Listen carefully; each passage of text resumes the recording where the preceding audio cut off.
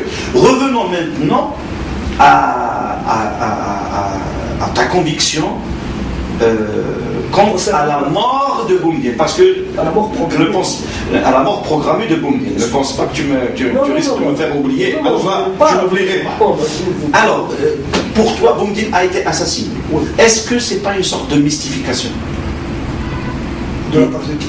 Non, de ta part d'information, de ta part. Tu n'as pas, te connaissant, tu n'es pas le type qui s'attache plutôt qui t'attache aux personnes. Tu t'attaches plus aux idées, aux analyses qu'aux personnes. Je reviens en 1974. Non, mais réponds-moi à la question. Je vais répondre à cette question. C'est-à-dire que tu commences à parler de la programmation. De la crise, elle commence en 74. C'est la crise de l'été 74. Et il se trouve que les crises du pays sont toujours des crises d'été. L'été 62, l'été 74, juin 90, etc. Nous sommes au début de l'été. Après, qui s'entretuent entre eux, mais qui nous laissent vivre en paix. Bon, nectar. En 74, au stage d'été que nous avons fait, qui s'est passé dans le centre de la France, je ne donnerai pas lieu. Ça fait partie de l'histoire. Ça fait partie de l'histoire, mais je pense qu'il faut que les gens exigent la restitution des archives. Ah. C'est dans ce sens que je le dis. Il viendra un jour où je donnerai des lieux, les noms, etc. C'est pas un problème. Donc, ce stage qui a eu lieu dans le centre de la France, quand nous avons appris que Boumedienne avait subi un attentat, parce que nous étions en stage quand ça s'est passé. Ça s'est passé au début de l'été. Je ne sais pas si c'est juillet ou début août. Le lendemain de l'attentat, nous étions informés. Comment on peut être informé alors qu'on est au centre de la France, complètement éloigné? Il n'y avait pas les portables à l'époque. C'est un chef qui est venu nous l'annoncer. Il nous a dit qu'il y a eu un attentat contre Boumedienne, cet attentat, et il faut faire attention maintenant, il va falloir activer, doubler d'activité, surtout redoubler de vigilance. Pourquoi? Il a dit textuellement, et les gens encore sont vivants. Il a dit, il n'en a pas pour longtemps. Ah! Il n'en a pas pour longtemps. Il n'en a pas pour longtemps. Comment ça? Oui, il y a une crise au sommet, il est très possible qu'il soit assassiné. 74, nous sommes en 74. En 78, au moment où il partait pour son voyage, il est parti en Russie. Avant la Russie. Il est parti en Syrie. Oui. C'était, si je ne me trompe, 78, ça devait être au printemps 78, fin du printemps 78. Je me demande si c'était pas en mai ou en juin. Pourquoi en mai ou en juin? Parce que ce sont les 2 mois où il y a beaucoup de vacances dans le calendrier français. Il y a le 1er mai, le 8 mai, le 15 mai. Je crois que c'est le 15 mai, l'Ascension. Nous avons fait un stage aussi. Lorsque tu dis nous, c'est qui le nous? Le parti. Les militants du parti. Les militants du parti de la région parisienne, au nombre desquels j'étais à l'époque encore en 78. Donc, à ce stage qui a eu lieu en mai, soit dans le nord de Paris, soit dans le sud de Paris, je ne me rappelle pas très bien, soit dans la région de Poissy, soit dans la région de Rambouillet. On faisait des stages chez des curés. Parce que c'est eux qui, moyennant, on disait qu'on était une association d'alphabétisation. Et on leur payait le gîte, ils nous faisaient manger, et on dormait dans des cellules. Dans des cellules? C'est-à-dire qu'on ne finira pas tous dans les cellules. Dans les cellules des prêtres. Ah! Bien sûr. On voit là des révolutionnaires, des socialistes, j'allais dire des communistes, trotskistes, c'est-à-dire qui passent des nuits dans des trucs de curés et de prêtres. C'est le Da Vinci Code. C'est du David Brown, c'est du David Brown. Oui. Donc, en mai 1978, C'est toujours le même Rachid Karim qui dit « Je vous confirme qu'il n'en a pas pour longtemps ». 78. Maintenant que tu parles... Oui. Pourquoi il a dit ça? Parce qu'il y a eu une sorte de grogne dans le parti. 75, j'avais dit tout à l'heure, 75, vraiment le cataclysme du parti, ça s'est passé en 75. Parce qu'il y a des gens, à partir d'Alger, qui ont fait une lettre à la direction du parti. J'ai manqué de réflexe de ne pas faire la photocopie parce que j'étais un militant discipliné et non soumis. C'est moi qui ai reçu la lettre parce que j'étais en contact avec la cellule qui était à Alger, une des cellules qui était à Alger. Donc la cellule d'Alger Est, Sud-Est, elle était en contact direct avec moi. J'ai reçu la lettre. Dans cette lettre, la cellule Alger Sud s'insurge contre la position de Mohamed Boudiaf et demande que le principe du droit à l'autodétermination et l'indépendance du Sahara occidental soit reconnu, appuyé par le parti. Ça, cette lettre, je l'ai vue, je l'ai lue et je l'ai remise à Ramdan Rajala qui l'a remise à Rachid Karim. Je maintiens. Ça a fait un truc incroyable. Du coup, on a été obligé de faire une assemblée générale dans les 15 jours qui ont suivi et on a demandé aux camarades aux responsables camarades de cette cellule de venir à Alger s'expliquer. S'expliquer, il est venu s'expliquer, il est venu chez moi, à la maison, je l'ai reçu chez moi. C'est quelqu'un avec lequel j'entretenais le rapport et il est toujours vivant, il est toujours en activité, pas militant, mais en activité d'encadrement ici, au cadre de l'État dans ce pays. Bien sûr, je ne dirai pas son nom.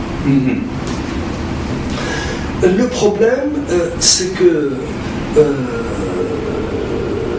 il dit donc, je crois que quelque part, Boumediene, soit il est malade, soit il est en train de traverser une période extrêmement difficile. C'est toujours la chute.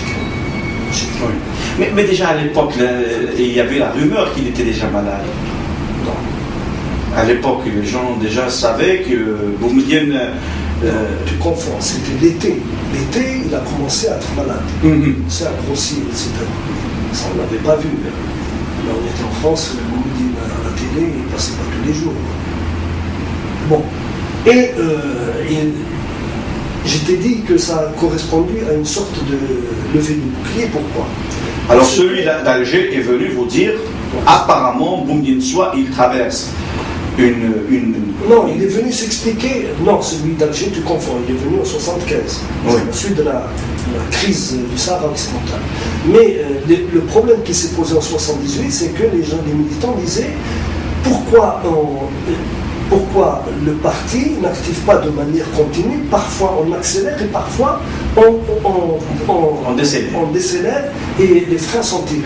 Si, et ça, n'importe quel chercheur, et je donne une indication aux chercheurs, vous pouvez voir les mouvements en suivant les éditions de Jarida. Ah oui, Jarida, j'en ai quelques exemplaires ici. Quelques exemplaires.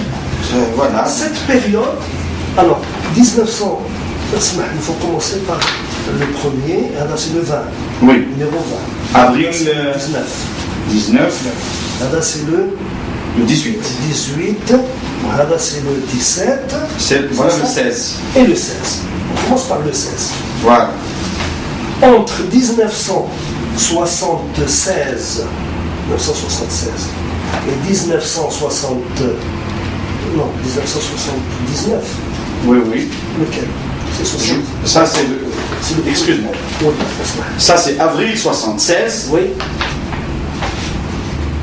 Ça, c'est juin 76. Voilà. C'est la période de la crise. Et... Comment on accélère? Bon, ensuite, on va à 77. Oui, mars 77. Ensuite, décembre 76, ça vient avant. 3 numéros en 76. Oui. 3 numéros. D'accord. Ensuite, 77. Juillet, août, c'est après le fameux stage dont je parlais. Et 77, numéro 19, puis un numéro 20 aussi. Ça, c'est le numéro 20 de juillet-août 77. Voilà, c'est mars 77. Voilà, c'est celui-là dernier. Accélération, en espace de 3 ans, on a sorti 5 numéros. 5 numéros de Jalil. Et c'était beaucoup. Exceptionnel, exceptionnel. On faisait un numéro par an. On faisait un numéro par an. Oui. Alors que là, sur 3 ans, on a fait 5 numéros. 5 numéros. C'est vrai que les capacités organisationnelles ont fait venir, après la crise du Sahara occidental, un certain nombre de jeunes étudiants qui sont venus à l'organisation. Parce qu'on a poussé un peu l'agitation, on est sorti des cafés, on est allé vers le milieu intellectuel. On a agressé l'AIMLA, qui était le local du 115 connu par la sécurité militaire algérienne, qui le surveillait de longue date, depuis 1962, mais qui était surveillé par les services français depuis la fondation de l'AIMLA, c'est-à-dire en 1920. C'est connu. Donc on a commencé à faire des diffusions intensives en direction du milieu intellectuel. On intervenait au 115 boulevard Saint-Michel, on intervenait sur les centres universitaires et on intervenait dans plusieurs villes universitaires, Amiens, Lyon, Marseille, Aix-en-Provence, Lille, etc. On a intensifié l'activité. Ça veut dire quoi? Ça veut dire qu'on faisait du recrutement. Si on recrute, ça veut dire qu'il y a un appel à l'énergie, à la force. Et on ne recrutait pas dans le milieu ouvrier, parce que pour aller recruter dans le milieu ouvrier, c'était les ouvriers qui étaient dans les entreprises et dans les syndicats qui le faisaient. Dans les actions qui étaient menées en direction des étudiants, c'était toujours un groupe d'universitaires, donc des gens qui pouvaient parler à des universitaires, avec 2 ou 3 militants plus ou moins formés et ayant plus ou moins le profil de l'universitaire, plus ou moins. Donc on intervenait et on accentuait la pression pour pouvoir recruter des gens, pour avoir donc la possibilité d'intensifier nos actions. Pourquoi? C'est-à-dire donner un nouveau souffle aux activités du parti. Si tu veux, en ces termes, donner un nouveau souffle à l'activité du parti. Mais c'était surtout extravertir le parti, le sortir de son cadre de... C'est un parti clandestin, c'est pas un parti officiel. Il n'y a pas un local. Et lors de cette formation, parce que ça, tu nous décris un petit peu l'organisation et l'activité du PRS dans sa clandestinité en France, etc. Mais moi, je te ramène à l'idée qu'en 1974, un certain Rachid Karim vous a dit que préparez-vous, organisez-vous autrement, intensifiez vos activités, etc., parce que le régime d'Alger a sa tête boumedienne et finissant, parce que Boumedienne, il terminera, bon, disons mal. Oui. Ok. En 78, lors de la formation au mois de mai, disons vers le 15 mai, etc., ce même Rachid Karim qui, j'allais dire, revient à la charge pour vous dire quoi? Il nous dit que c'est Boumedienne qui est finissant. Maintenant, il semble que le conflit d'été, le conflit entre le colonel de la 2e région militaire, Chadli Benjdid pour le citer, et le colonel Boumedienne sont à couteau tiré et sont dans des rapports très tendus. Or, Rachid Karim, ça je l'ai appris après, quand je suis sorti de l'organisation. Je ne le savais pas à l'époque. Rachid Karim a un lien direct avec les services secrets algériens. Ah, tu veux dire à l'époque avec la sécurité militaire? Avec un officier supérieur de la sécurité militaire algérienne qui était l'ordonnance de Chadli Benjdid. C'est-à-dire? L'ordonnance, c'est le militaire qui accompagne Benjdid, qui est avec lui. Mais à l'époque, celui qui accompagnait Benjdid, c'était Toufik. Non. C'était pas encore tout. Non, je ne sais rien. Parce qu'on a dit qu'il accompagnait toujours le... C'est le lieutenant-colonel Krim, le cousin de Rachid. Ah. C'est lui qui accompagnait Chadli Benjdid. Oui, c'est son ordonnance. C'est son ordonnance. Donc les informations venaient, est-ce qu'elles étaient distillées par ce crime en direction de Rachid pour le pousser dans un sens ou dans l'autre, pour accentuer, nous mettre la pression pour accentuer notre activité. Et qu'est-ce qui peut expliquer l'emballement que Rachid Karim connaît à partir de 78 pour nous mettre la pression et nous mettre pratiquement en état d'alerte.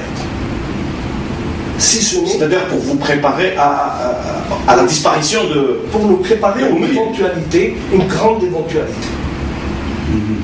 Mais d'accord, bon, ce sont des informations. Mais tu as envie de dire quelque chose. Parce que moi, je ne connais pas ce Rachid Karim. Oui, je ne le connais qu'à travers l'écran, comme une fois Boudiaf est rentré en Algérie en 92. Oui. À partir du 18 ou du 20, lorsque Boudiaf avait officiellement fait appel à ses anciens amis du PRS. Il a annoncé publiquement comme ça, j'appelle les amis du PRS. Et puis il est rentré, c'est ce qu'il a dit. Et puis il est rentré, on l'a vu publiquement comme ça, ce Rachid Karim, qui semble-t-il, d'après le témoignage de Nasser Boudiaf, le fils à feu Boudiaf, et c'est une information que je n'ai pas dite dans l'enregistrement, mais que maintenant je pourrais dire, parce qu'on a oublié de souligner cet élément, c'est que on a eu l'information, déjà en 92, que Boudiaf allait désigner, et l'information a été confirmée par le Dr Saadi et même par les autres cadres militants du RCD, que soi-disant Boudiaf allait désigner Saïd Saadi, Dr Saïd Saadi du RCD, à la tête de la chefferie du gouvernement, c'est-à-dire à la tête du gouvernement. Chose qui a été démentie, il me l'a dit à moi, en me disant, Nasser Boudiaf m'a confirmé que son père lui a dit que jamais je ne mettrai quelqu'un comme ça à la tête, il n'a aucune légitimité, même à l'échelle locale. Comment veux-tu que je le mettrai à la tête du gouvernement? Le chef du gouvernement prochain, c'est Rachid Karim. Impossible. Voilà, moi je te dis, je te donne les éléments, parce que nous ne connaissons pas le profil de Rachid Karim. Ouais. C'est qui ce Rachid Karim? Apparemment qui est devenu important en matière d'information, y compris dans la programmation de la liquidation d'un certain Mouali Boumediene, chef d'État. Il n'est pas dans la. Non, dans la programmation. C'est-à-dire un rôle plus important qu'il ne l'est. Non, non. Il est simplement un non, c'est-à-dire dans la programmation. Toi, tu crois en la programmation. Oui, oui, voilà. d'accord. Cela veut dire que. Dans ce sens-là. C'est ça, toi, tu crois en la programmation. Parce qu'on risque de comprendre qu'il était impliqué. Non, c'est pas ce que je dis.